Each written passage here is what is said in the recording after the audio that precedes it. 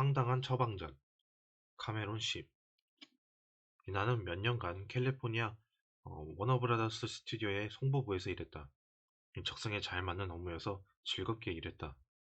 맡은 업무 중에는 보도자료 작성도 있었는데 나는 워너브라더스 소속 스타들에 대한 이야기를 써서 신문과 잡지에 보냈다.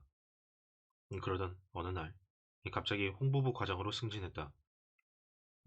뿐만 아니라 조직이 개편되면서 경영 총괄이라는 엄청난 직함을 달았다. 개인 냉장고가 딸린 커다란 사무실이 생겼고 비서 2명과 더불어 75명의 작가, 개발자, 방송국 직원을 통솔하게 되었다. 이 기쁨을 주체할 수 없었다. 당장 새 슈트를 한 벌 장만했다. 지위에 걸맞게 항상 품위 있는 말투로 이야기하려고 노력했다. 이 업무 프로세스도 개선하고 권위 있는 결정을 내렸으며 점심도 서둘러 먹었다. 워너브라더스의 홍보 책임이 내 어깨 위에 놓였기 때문이다.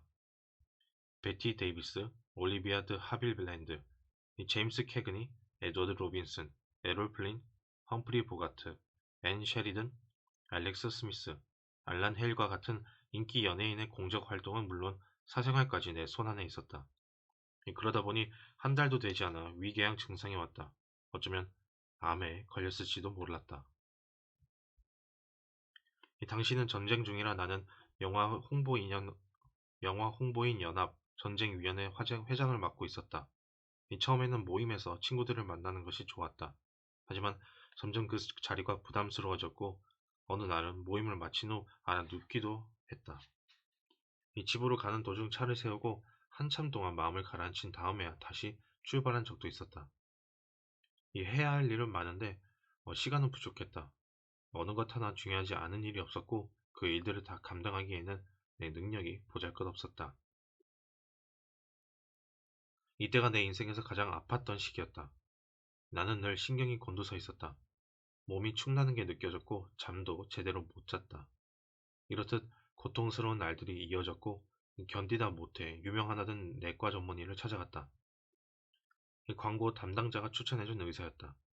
그는 광고 분야 종사자들이 이 병원에 많이 간다고 말해주었다. 의사는 어디가 아픈지 직업은 무엇인지 등 기본적인 것만 물어보았다. 증상보다 내가 하는 일에 대해 더 관심이 많은 듯해서 좀 의아했다. 하지만 곧 안심이 되었다. 2주에 걸쳐 매일같이 프로브, 탐침, 엑스레이, 형광투시경 등 검사라는 검사는 다 받았기 때문이다. 마침내 의사가 진단을 내렸다.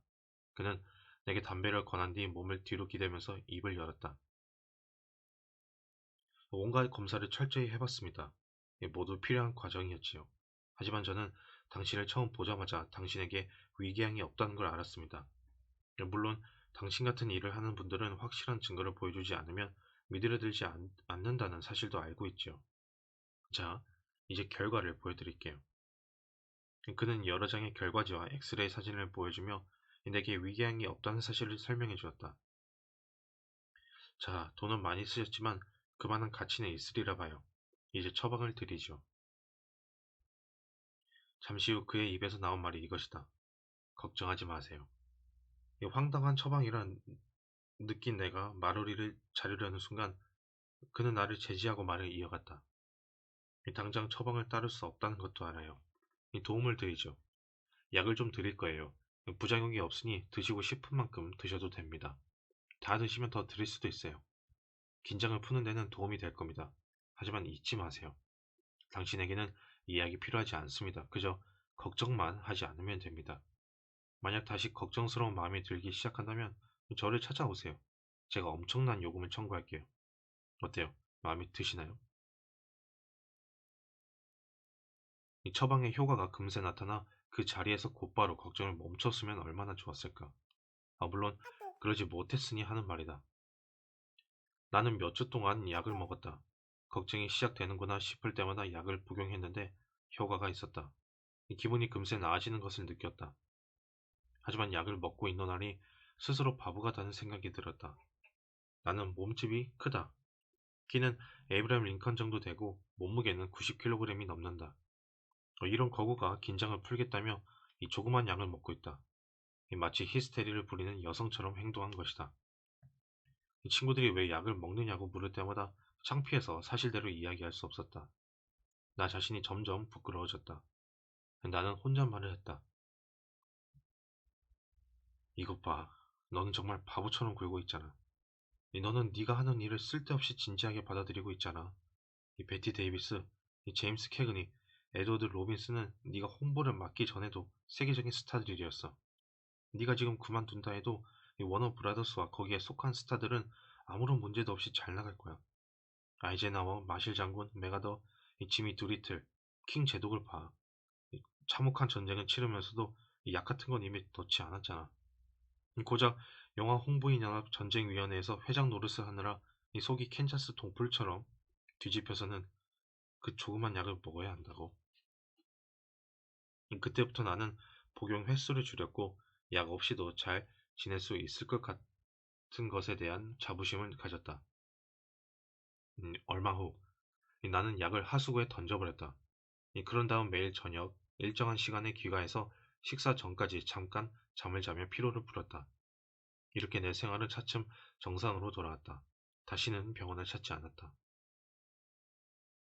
나는 그 의사에게 엄청난 치료비를 냈지만 이 지불한 돈보다 훨씬 큰 은혜를 입었다. 그는 내가 스스로를 부끄럽게 여기도록 만들었다. 무엇보다 그가 정말 뛰어난 의사였다고 느끼게 된 점은 나를 비웃지도 않았고 내가 걱정할 만한 일이 하나도 없다고 말하지 않았다는 것이다. 그는 진지하게 나를 받아주고 내 체면을 깎지 않았다. 내가 빠져나갈 구멍을 만들어주기도 했다.